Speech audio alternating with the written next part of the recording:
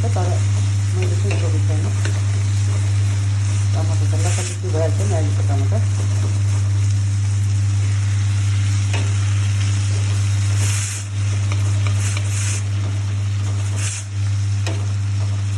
मिठो हुन्छ।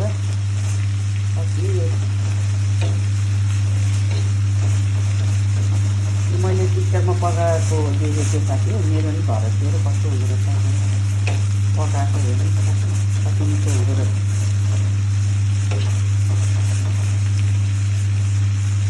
तपाईँहरू पर्खिनुहुन्छ यस्तो खायो भने।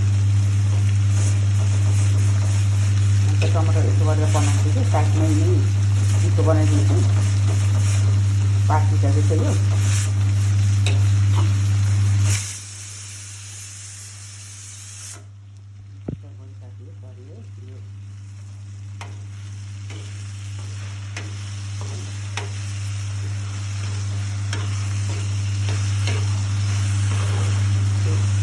टमाटरको रस अलिअलि यस्तो जान्छ साथी हो। अब यो रोटीसँग खाइने भयो, चटचट लगाएर रोटीसँग मिठो हुन्छ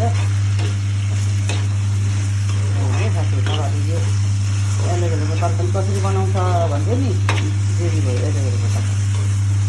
नौलो तरकारी बनाएको, त्यही भएर मैले भिडियो गरेको साथी हो। ल तपाईँहरू पनि यो भिडियो हेरेर कमेन्ट के गर्नु, त्यसले भने खानुहुन्छ दिदी भन्दा फेरि ल हेर्नु है साथी। तपाईँहरू पनि